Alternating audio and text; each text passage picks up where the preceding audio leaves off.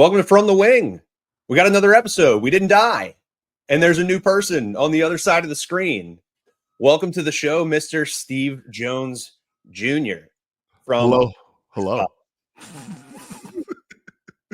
Bracer of Bounce. This is like my favorite person to hear talk about the technicalities of in-game play. Thank you for sharing your time. No, thanks for having me. I'm excited to be here from the wing, so I can, have some different spacing principles. In space at the dunker spot, in space at the wing. You never know. I'll probably just pass it back to you, but it's fine.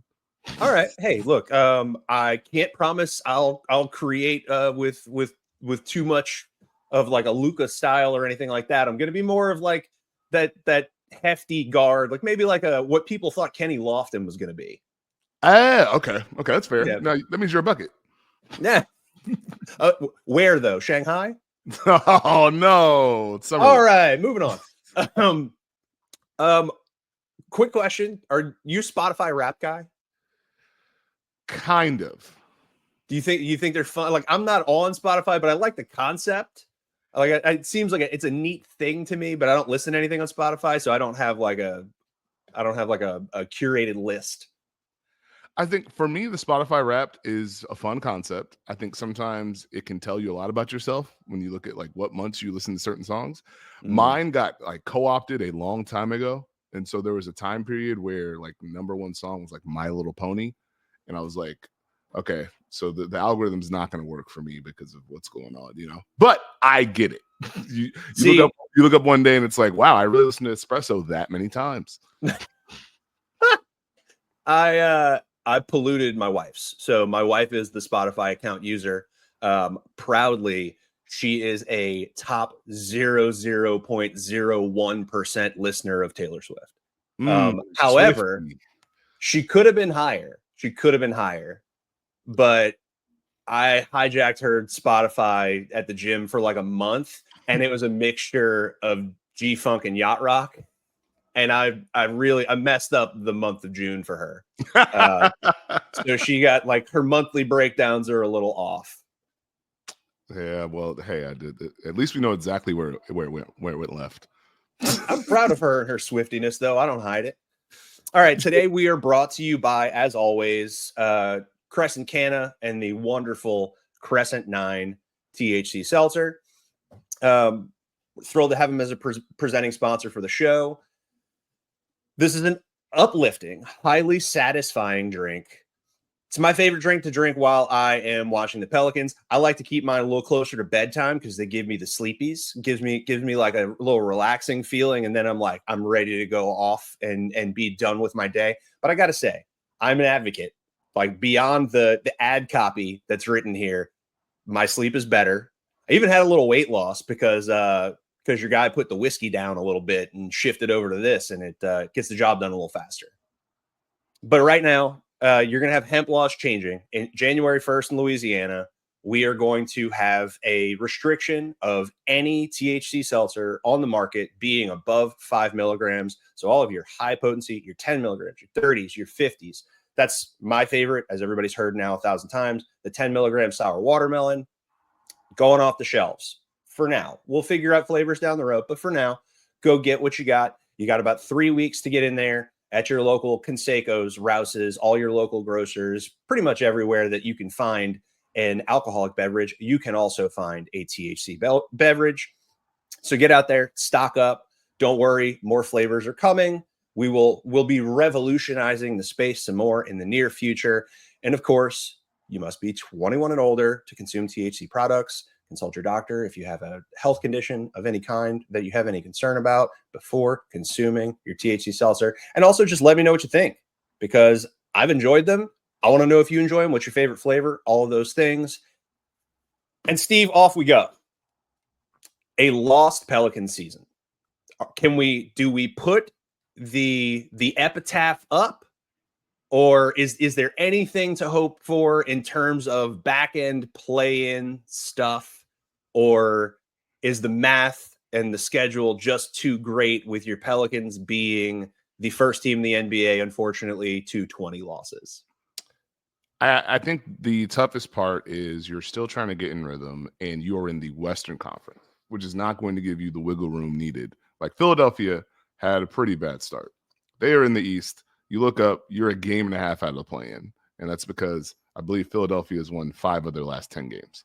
If you're New Orleans, even if you do that, are you getting past Portland? Like, so that's the tough part of it. That's where it's like it went from lost to this is tumbled to a place that we didn't expect, and now what do we do with it? How do you receive it? How do you move forward? I think the toughest part of it, like obviously the losses stink, the return of the injuries stink. This was a year you were probably looking for answers, and how many of those answers are you going to be able to get? So you feel bad about this one, you feel bad about the next one. I think maybe we got one or two answers. We had a lot of questions though. Well, here's the thing. The funniest part is as everything kind of put together, it felt like the big question was, hey, are they going to have a big? Do they need a big? Well, they found a big, but look at the rest of the house right now. Yeah, it's like if we had a list of questions and it was 1, 2, 3, 4, 5. Number one was just for this year was where's the center? And then 2 and 3 were the questions we ask every year, the BI and Zion mix and what happens there. But, you know, I won't hide the fact that most people in and around this media space over the summer and prior have kind of known that Brandon Ingram is long for this build. We saw a chunk sample last year.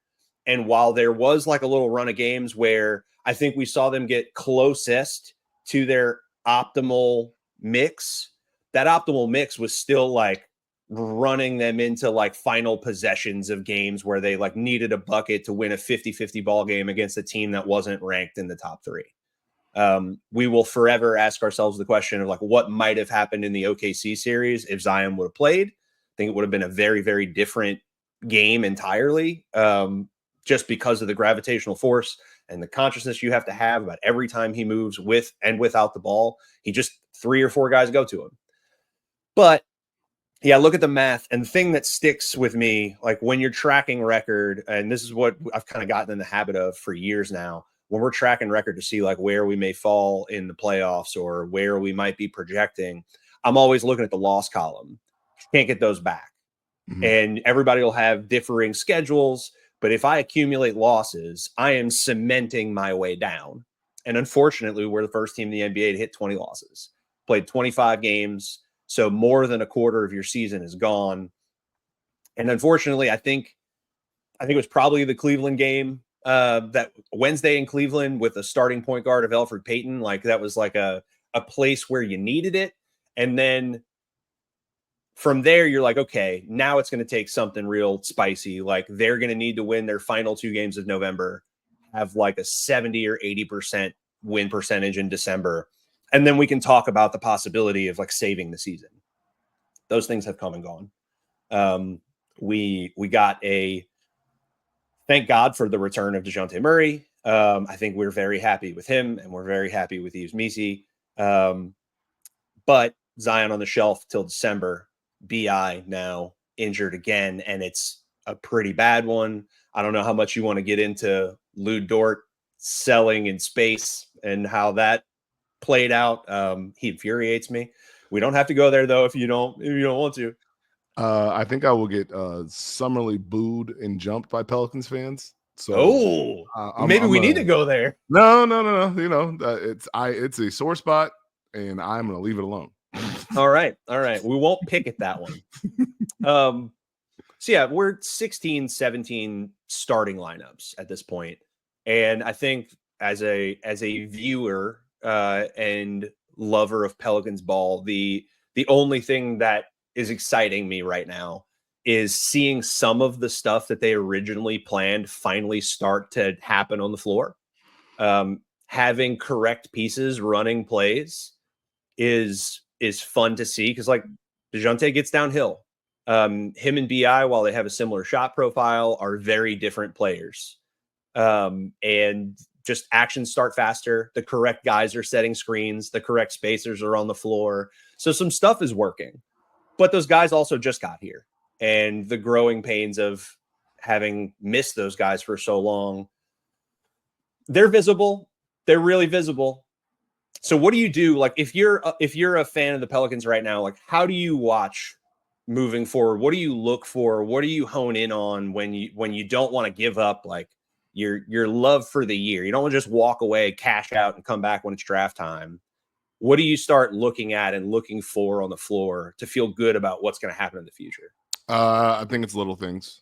I think you're probably taking an eye to Trey Murphy and Herb Jones if you're looking for everlasting joy and seeing how they're used and how they progress. And then, okay, if we're going to run elbow action, get a flare for Trey Murphy. How does he react? What can he create off that? What does Herb Jones do when he gets a swing? How does he react? How does he do that? What does Yves Missi bring to the table as far as how does he grow? How much does his screening help? How much does his defense help? Can he switch and guard multiple positions? Can he continue to improve and drop and protect the rim and the rotations are strong?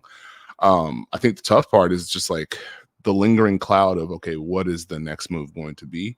Because it feels like that. So you enjoy DeJounte Murray's competitive spirit, the way he guards, defends. There are going to be times as the season goes on where he's probably going to win you a game or two, and that's probably going to be fun. How does CJ get used while you have him? So, I mean, when you're watching a team that's having kind of a lost year, typically you want to say, okay, young prospects. So maybe it's Brandon Boston Jr. You just enjoy Brandon Boston Jr. and his growth and continue to see him fly around. But it's also conceptually, is this team growing in a way that keeps my belief? Is there a pace that we have that I enjoy watching? Is there a ball movement that we do every single night? Is the defense going to bring us to the table? Are they still fighting? I think is probably where you start to find that joy, and it's tough. I think that's the tough part because we've talked about lost seasons before. Denver had one. Memphis had one. The thing Tough is, one. they had kind of a base that you could trust and know, okay, eventually we get back to that. Even if you had doubts about certain parts, we can get back to that. I think the unnerving here is, okay, what is our base? What is it going to be? Who is going to be here? Who's not? So that kind of shifts it a little bit. But I think there's enough. I forget which game it was when everyone just kind of came back. I remember I was watching it. I hadn't been like paying attention to the news. And I was like, wait, that's more Pels. Like there's more Pelicans on the court. Like, wait, they're all there, So it's kind of like a reintroduction to what this team could be is probably the hope. Yeah, I think that's the most painful part is that you're only starting to see the things we wanted to see in the beginning of October. Things that we got to see him in the preseason. We got to see him in game 1. And then by game 2, all that stuff was gone. And we're only just starting to play with the beginning of the season again. And it's December 11th. So that's the conundrum. I think if you asked anybody around us, I think what we'd say in terms of things that are truly bolted down here, it feels like it's the people you mentioned. It's the wings. It's Murray. It's Herb. It's the guys that are on the same contract window. Murray, Herb, Trey, and now Missi has like kind of clearly cemented himself as guy you're going to invest in. That is going to be, he's on a rookie deal. He's looking like if you redrafted that draft, I think he's clearly going top 10. And I think he could make it very debatable that he goes top 5. And we're going to slide to him in a second. But I think those are the things that I would consider bolted down. I would imagine Brandon Boston. How did he not get on the floor for the Celtics and Clippers to the point where we like didn't know the dude could play? Because that's where we were. We like get him on a minimum as a throw in at the end when we need bodies, and he's got some real juice. The dude can really he's a classic ISO attacker, and he wants to kill you as soon as he gets around your hip. He's taking you to the rack, or he might pull up on you. He's just got one of those feels like he like a diet Allen Iverson style. No, he gets to work. He's a bucket, and I think the good thing for him is finding what seems to be a home, if that makes sense. I think the tough part for a young player with potential, with talent, is how many opportunities you're going to get to show it, especially if you're on a team of a certain caliber. Because you might have all the potential in the world, but we need this. And if you're not able to do this or doing this, well, I'm going to look at the bench and go grab someone else that can. It's the unfortunate truth.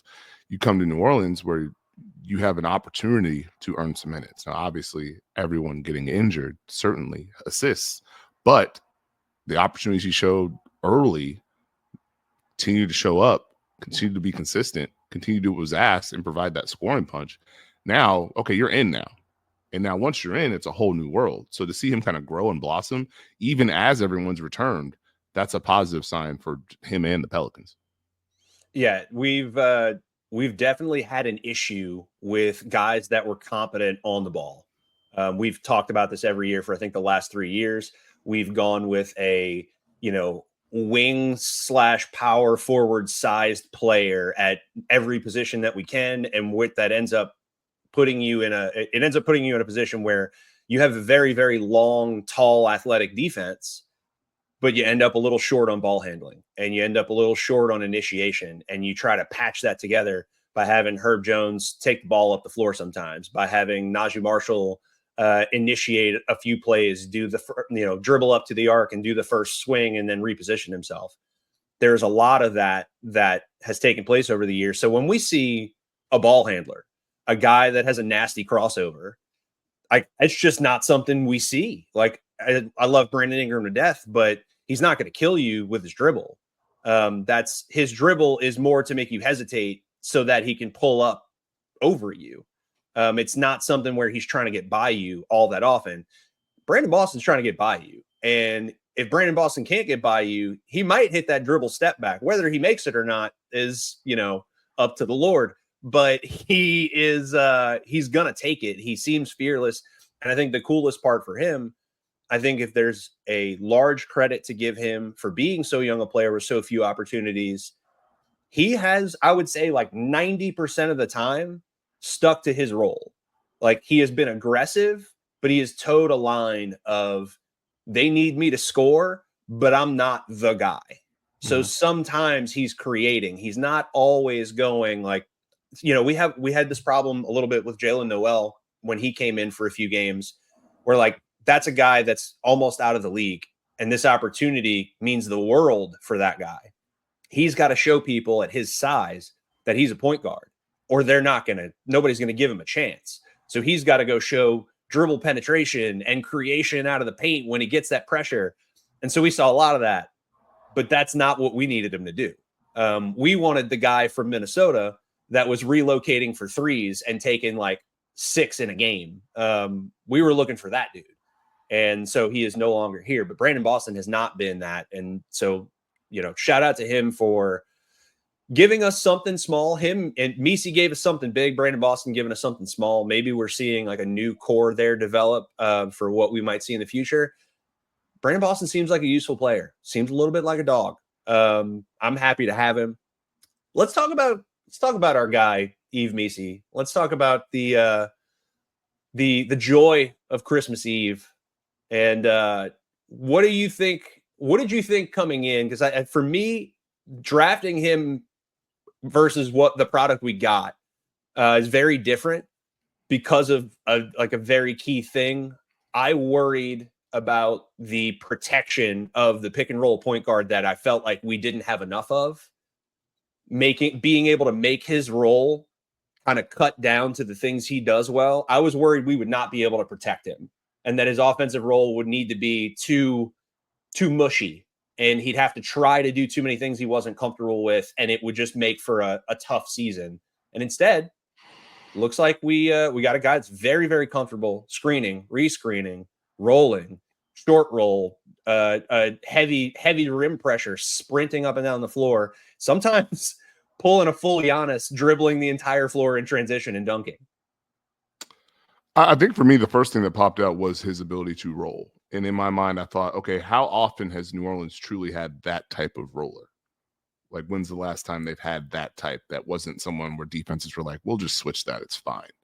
So that adds a little bit of dynamic nature to your offense because you can screen for so many of the guys off ball. You can run him in pick and roll. He does a good job of splitting out. And so you see lobs just occur just because, hey, I'm out of here. We had to engage. I get a lob there. So that's what gave me the most encouragement. I think it's his mindset to get to the screen. Like you see, sometimes he runs a transition, he rim runs all the way. Sometimes he's looking for someone on the wing to go get. And that helps you kind of in early offense kind of get a balance, get a flow. For me, it was truly the defense. When I saw how capable he was rotating, the timing that he had to protect the paint, to nail some of those rotations, to be able to stunt and get back to his, just the little tiny things. That's where I was like, oh no, they've got something here. Now, the more you play, the more teams are going to understand. They might poke at you a little bit. Sometimes the drop can get hit. Sometimes the switch, are we sure he can guard this type of player? But his ability to constantly kind of be there defensively, you feel him, and then going back to the offense, he understands where to be in pick and roll. Like if you're driving and turning the corner and that pocket might not be open early, he's still going to keep rolling and get to his spot. Kind of hurts him sometimes when like the screen isn't there and he's just finished, like it's like an animation sometimes where he finishes his roll and it's like, hey, we kind of need you to come back up. And so this, there's some of the possessions where it's like, okay, he's screened, now he's at the block, and okay, well, what are we gonna do now? But that's just kind of, I think that's less him and more them trying to figure out their flow after the first part. But that athleticism, that effort, you can't hate it. I've loved to watch him play. It was definitely interesting to see how quickly, like game one, his athleticism got respected by the defense in like a 15-minute stint. The second he was on the floor, he changed the floor. And I think you said, when's the last time we saw a roller like that got that kind of respect, that couldn't get a switch? It's probably Tyson Chandler. It's probably that long ago. I rest my case. No, it's probably Tyson Chandler.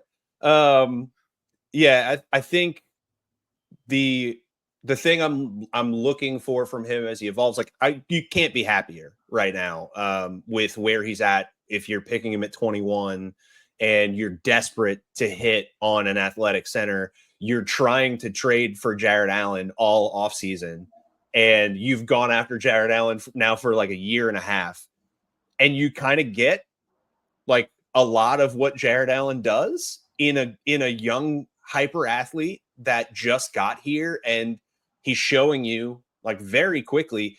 I was worried that we would have like a jumpy Fowler because he'd go for shot blocks, and he does do that, but he doesn't do it as bad as I was worried about, like potentially fouling out of games. He's really only had 2 games where he picked up like 3 fouls in 8 minutes kind of games. He did not have that Walker Kessler stint where it's like 3 or 4 games in a row, picks up early fouls, and you're sitting him down and he might only play 5 minutes the second half. His minute control has been more about like, let's not give him too much too fast. And I think the tantalizing things that you saw in clips at Baylor, that I'm just shocked he has the instinct to do this. When he catches the ball at the elbow and puts the ball on the floor and you give him an angle, he's just going to dribble and attack the rim. He's very, very comfortable just taking it himself. And I say the elbow, he might get it just below the 3-point line, and if you give him a lane, he will drive the whole thing and just trust his athleticism. And there's already been some touch and things that I didn't expect anything offensively. I really didn't. And I just set myself on like, let's make his role simple, make him a lob guy, put him in the dunker spot, and let him do the simple things and stay that way, and maybe give him some post touches and stuff, easy things that you can work on. And instead, I got a guy that might catch us on the low block and pivot once to the left, pivot back to the right, dribble under the rim, and finish with his offhand on a reverse from underneath the rim. When did we ever see Yves Missi do that prior to getting here? And it's like a thing he now goes to when he's confronted with a big on the baseline. He will drive around them under the rim and try and finish with his offhand, which is just, there's not that many centers in the league that are comfortable doing that. And this guy's doing it in his rookie season after playing very little organized basketball in his life to this point. Yeah, I got no complaints. I got none. He's the best thing I got going. He's the second person on this team that saved our lives. Herb Jones was the first. I'm glad you mentioned the dribbling too, by the way, because it put in my brain, he's very underrated, I think, with dribble handoffs. And that's a skill that not a lot of bigs have these days, which sounds odd to say, but go turn on a Detroit Piston game and you watch Jalen Duren do a dribble handoff. And then you watch Yves Missi do a dribble handoff. And then you come back to me and tell me what you see. A lot of debate about whether Jalen Durham is somebody we needed to try and go get. Yeah, You're fine. There's a fluidity. There's a fluidity with Yves that is just surprising, and the instinct is surprising. And I've shouted this out a few times on the podcast, but I'll say it again. Thank you, Greg Monroe, for coming on board and being his guy and getting him sharing a little bit of your style of play and kind of teaching him the ropes. But also, I don't understand how this man is so smart. He makes decisions very quickly. He does not second guess himself, and he doesn't often try to do things he shouldn't. He may fail. He may have bad footwork. I think the biggest place where we need to see improvement, we give up easy switches a lot. We by design defensively, we're a switch everything, and sometimes it's debatable whether or not that should be the case. When we were playing San Antonio the other day, we had like a 5-possession stretch where Chris Paul was just hunting Yves. He just easy switch on the at the wing. We give it to him, and Missi's about 6 feet below the arc, debating whether or not to come out, when to put the hand up. And Chris is trying to decide: am I going to jump up into him? Am I going to take the 3? What am I doing here? Chris went like 1 of 4, but it felt like a decision that if we kept doing it, it was going to go bad. Because I would say one of the things that we're like waiting to see, and hard to even call this criticism at this point, Yves has, needs to work on his footwork in those pivot situations when he gets on those switches with the athletic guard. I think we all know he has the athleticism.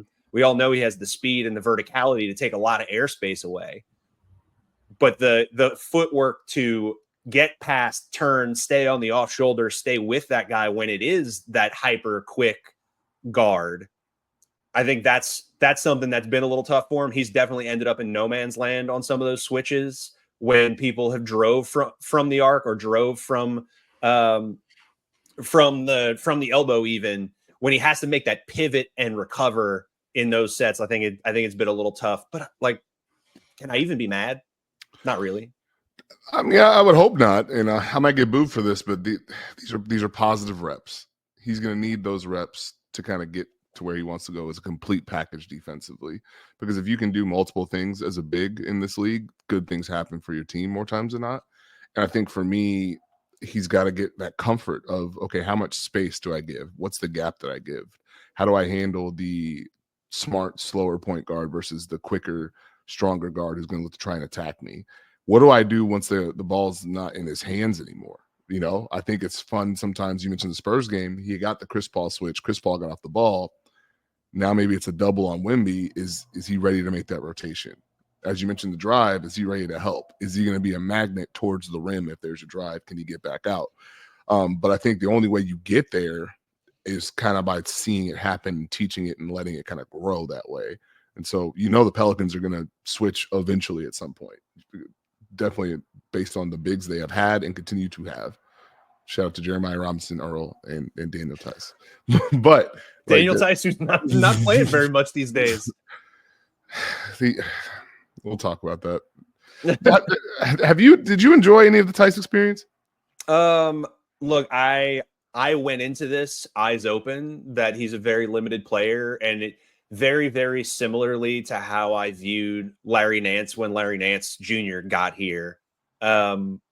I saw him already as a 15 to 20 minute backup big rotation player. And just like Larry, he's pushed up into what really is like a starting role. And when you see that, no, that doesn't work. Unless he's going to give me like 36% from the corner, where people like actually spread out on offense because he's on the floor. Sure. Was he getting that level of respect? No. Do I want him like as a hub playmaker? Larry could do that. Theis, not really. He's like, I want him for toughness and energy. I want him to go foul guys and to be aggressive in defense around the rim and to take like some easy little shot put twos in the paint when he gets a mismatch. I think the role here that we are trying to fill, especially with all the outages, it just puts him into a place in terms of usage and where he is on the floor where it is not for him. Like, he needs to be my third center in like a fully carved out rotation, not my first off the bench. And now he's struggling to get off the bench. Granted, he was injured the other night, but he's struggling to get off the bench already. I think he was better suited for the original concept of the Pelicans that were supposed to exist this year than what has occurred. So it makes it Salute unfortunate. to the original Pels. So I'll just throw that out there. But I mean, randomly, I've enjoyed the Javonte Green experience. I'll throw that out there. You do so. Javonte Green guy. So I'm kind of known for this on this show. And this is probably largely to do with fantasy basketball. I have a bit of an obsession with guys 6 through 9 on every roster in the NBA. And so Javonte Green for the Chicago Bulls, look, that was 2 steals a game every night. And then they had guard injuries, and my guy scored 18 and 21. And I was like, hold on here. So Javonte's in my head. I got a Rolodex in here of Javonte's and DeAnthony Melton's and Javon Carter's just all like percolating back here. I was very, very hyped to have Javonte Green here. I definitely wanted him to be like player 9 through 11, not starting shooting guard. But we got a lot of starting shooting guard, and that's been tough. But I do value that there's a lot of little basketball things that veterans do well that he does well. He's an aggressive defender. We have a crisis sometimes here with a lack of cutters, a lack of guys that like see the ball stop and they don't create an option because they just feel like the play is stuck until the person on ball creates something. Probably a bit to do with the 2 lead ball guys they've been working with for the last couple of years. But yeah, I've been trying not to get too hyped because we've had a lot of messy Javonte. He's missed a lot of shots. The 3-point percentage, I haven't even looked it up, and I would guess it's in the 20s. It's been, that part's been rough, but there's been some steals, especially some chase down stuff in transition.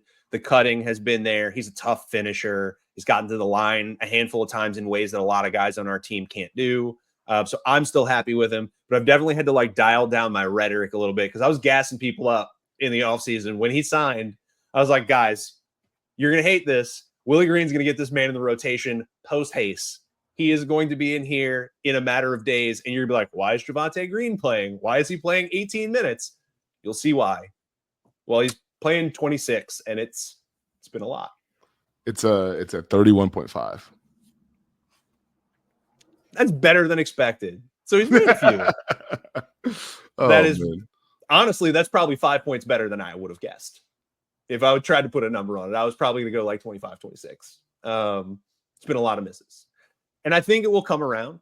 But hey, like we said, the little things. Is Javonte somebody, though, that you would feel like, does he get any sort of like priority level to you as like you want to have this in a world where this team is getting retooled and it's another run, but it's a run around Zion with DeJounte in the wings and Missi, and you're retooling pretty much everything else not named Brandon Boston. Is Javonte somebody, does he play well enough in your mind to want to lock him in for a couple of years if you create the salary space to do so? Or are you just trying to bring him back? You know, if you have the 2-way deal or the minimum or an exception that you can sign him into for a year, where does he land in that? Is he potential end of roster guy, or would you want him on a team for a couple of years? I think it's probably the latter, and a play your way into that type beat, if that makes sense. Or our context needs a player who can do this occasionally, which it wasn't a bad context at first, but now, I mean, you kind of have some of that. So it's kind of in limbo. I'd probably go towards the latter of what you said, which is no shot towards him. It's more just so the Pelicans are going to have to find the talent to kind of get to that next bridge. All right. And now the man of the hour, the drama of Pelicans world at the moment. we have been trying to figure out how to think about Brandon Ingram and the Pelicans this year for quite some time. Pretty much the entire year of 2024, we have known that things would head somewhere around this route. We have an extension that was offered 2 summers ago, max extension. We don't sign it. We're going to do the bet on ourselves. Now, at that time, I would have told you, in my own personal opinion, I don't see where that Rose Rule max is going to come into play. I don't see all NBA player. Now, I can't fault a guy who's been an all-star for believing that he can be that and giving himself the chance to do it. So we have the rejected 3-year extension. And in the context of that time, that deal would have benefited us at the time. We would have been locking him down, making him a longer-term asset, might have made him more tradable in that window. And he wanted to pursue the max, and he does. We get closer to the end of last year. We get to the trade deadline last year. Trade deadline passes.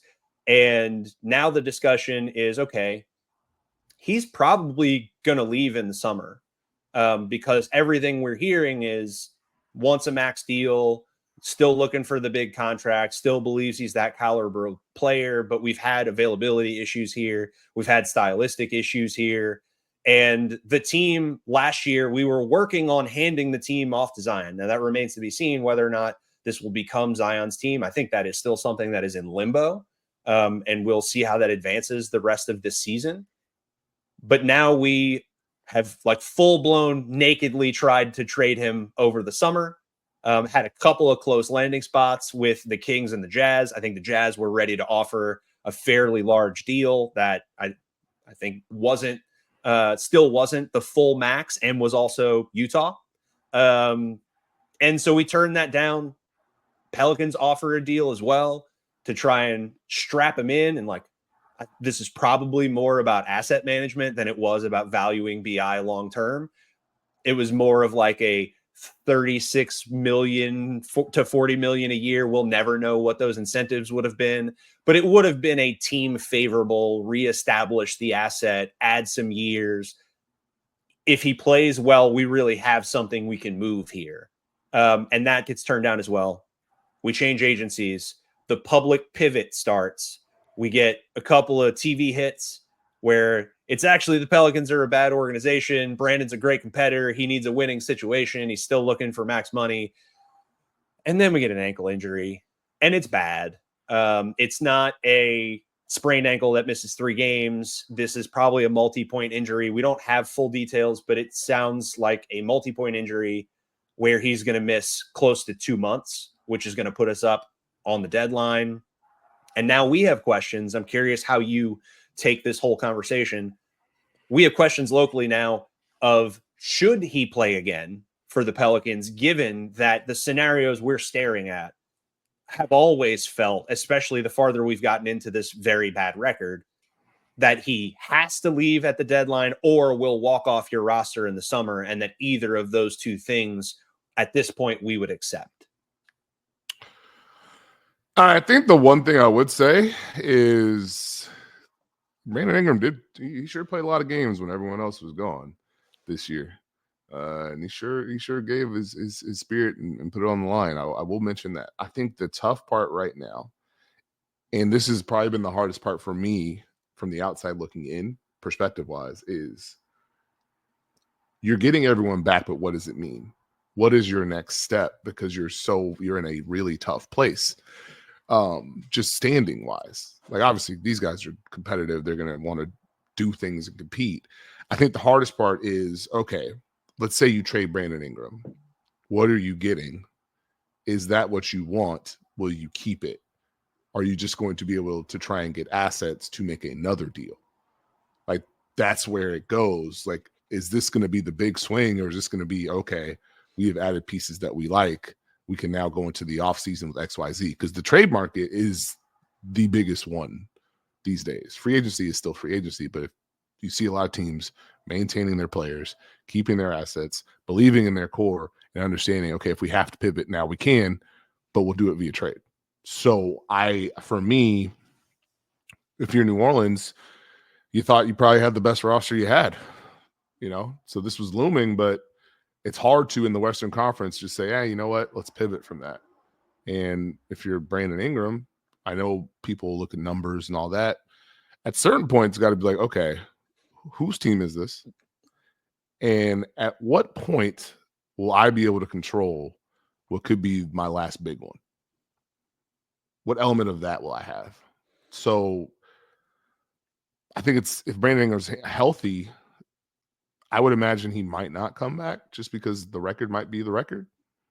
But then again, maybe he plays to showcase what he had. I don't know. I don't know, man. Yeah.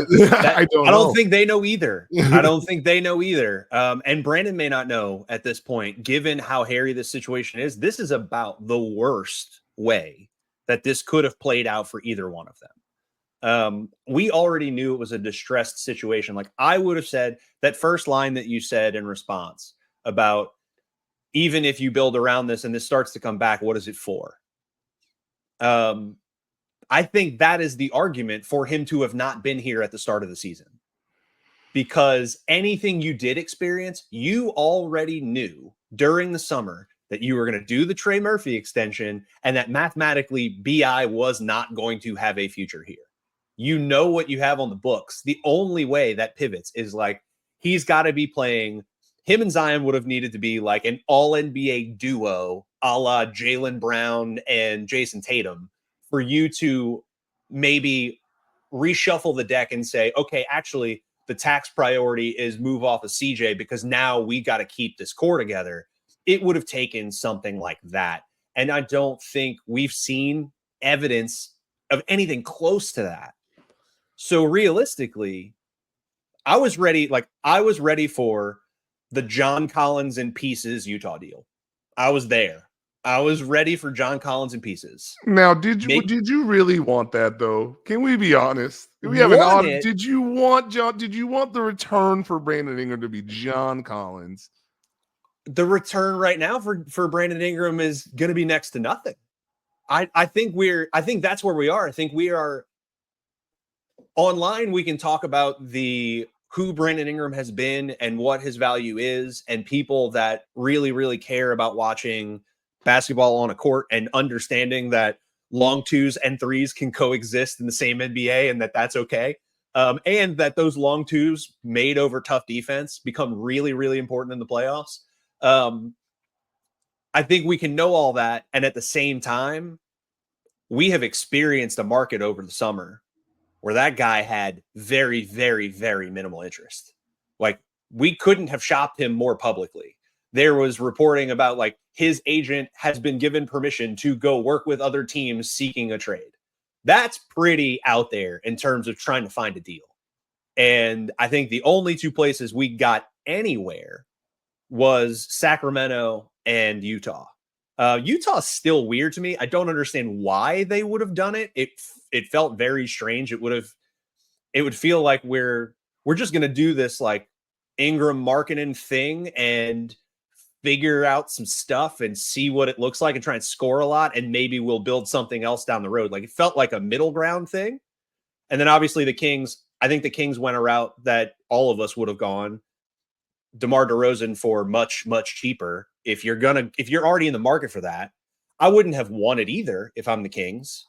But if you're going for that type of player, if it's DeMar versus BI, I probably go older, shorter team, guy that knows how to get fouled and create out of the post. That I can see how that helps. Now it's also made it so that Keon Ellis doesn't play enough. And shout out to my guy, Keon Ellis, another guy in the back of the Rolodex that I want to see playing more basketball.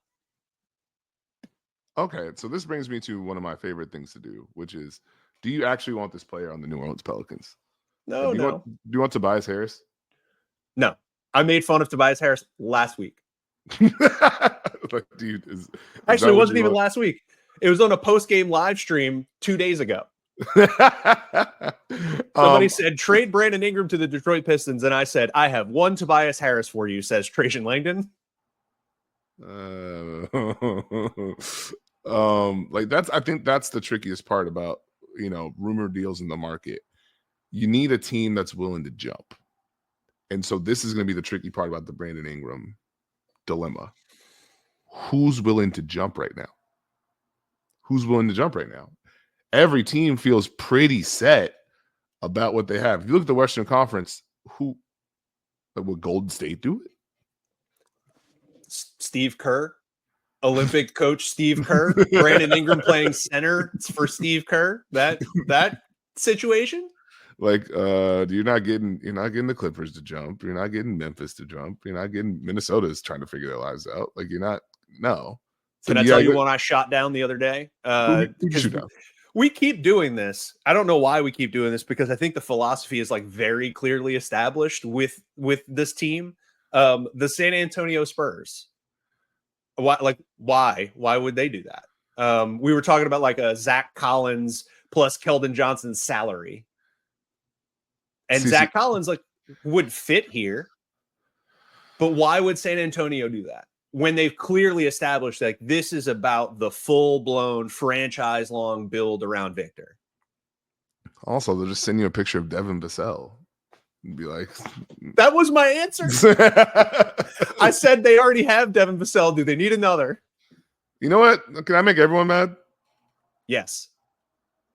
What if the Washington Wizards call? For Jordan Poole? Who do you think it would be? What do you think about the booze coos? Yikes.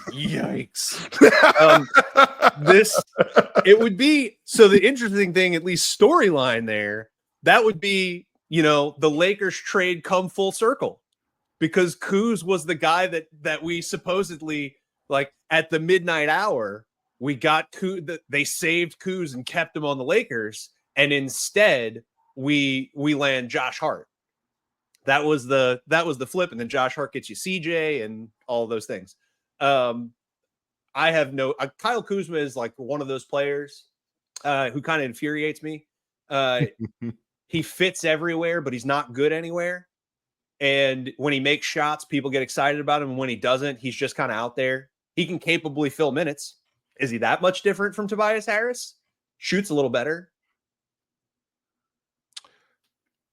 Can I ask a question? Of course. If Zion was more available, would you feel better about this particular part of the program? Meaning the Kuzma discussion? No, the Ingram. If Zion was healthier, I think I might have a different, similar question. Because I think we'd still be having the struggle of Zion is becoming more of the owner of this team, and I have this Brandon Ingram standing on the wing, and he's not doing very much. Like, when one of them, historically, when they're both on the floor and you're running offense, one of them is just standing away from the other one and not doing anything. So I think I would just be having a different version of the same question, but I'd probably have maybe a more appetizingly tradable Brandon Ingram in that circumstance. So maybe I'd feel a little better. I don't know. I think I'd have a different version of the same question. You know what made me feel better? If I had just one stretch of the 17 good things the Pelicans have done over the last 3 years working at the same time, that would make me feel good. As I'm just on an island every time talking about, hey, BI, the playmaking, the passing, hey, they found it, movement, CJ, Zion, post. I don't have the 10 to 15 games to tell people that it's okay, and that hurts my feelings. Look, you've got a dozen of 3 different versions of those things. You've got the BI CJ plus defense version, and you've got a very, very tiny smidge now of DeJounte plus guys version. And I think we really only had the thing that's going to suck for me is there were 2 games last year, the Lakers and the Suns games to close out the year. And the Lakers game is the final one where Zion picks up the injury after finally solving the Anthony Davis walled off rim help defender problem, which he's had his entire career. He has finally solved it. He is changing pace, changing launch angle, taking off earlier, and it is making the Lakers truly struggle to contain him. And then he gets hurt We know how that goes. During that Suns game, he is pulling up. He's getting switches and pulling up at the elbow and making shots. And those are things that you look at as the evolution of the next version of Zion. The all NBA version of Zion features those things. Oh, and during this stretch, he's choosing to guard Jason Tatum. He is choosing to guard Kawhi Leonard. He is choosing to guard Kevin Durant. I was getting so excited. And then game 1 comes. And it feels like my team doesn't know what illness my guy has for a game that he is now going to miss. And I'm like, oh God, are we still here? We might still be here. I was so proud of him all offseason. When we lose that OKC series, the first guy met in the tunnel, and the people who listen to the show have now heard me say this 18 times. He's the first guy at the tunnel doing the leader thing, shaking guys' hands, telling them, here's what we're going to do next season. I'm here for you. He didn't disappear. He didn't run off to Portland this time. He was there. Comes in, and he's significantly lighter than he has been in previous off seasons, starting from a better place. And then game 1, he misses. And we're back to the question of like, you have to give the keys to this guy to some degree, but maybe you're only giving him a rental car, because right now I would still feel very dicey. But do you have a choice? I don't think you do. It's going to be an interesting run here. I don't know how this Brandon thing ends. If you pointed a finger at me right now and said, what do you think happens? I think we're getting dangerously close to Pelicans get nothing for him, signs 1+1, prove it deal with someone. That's my biggest fear, and I think we're inching closer towards that. So when you ask, do I want John Collins? Compared to that, yes. What if he just comes back? That's you get it. All right, wrap it up. We're done here. And on that note, that has been Steve Jones Jr. In his first of a few co-hosting gigs here on From the Wing. He is going to be giving you this sarcasm and these things to think about that you may want to avoid for helping me out for the next little while here. And thank you for joining us, and stick with us. We'll be here every week with more to talk about, and you're going to get all of that stuff that I love, that actual X's and O's talk about why guys are good and why things are valuable. We're going to keep doing that. More is coming. Enhancements are coming. Stick around. Thanks for joining.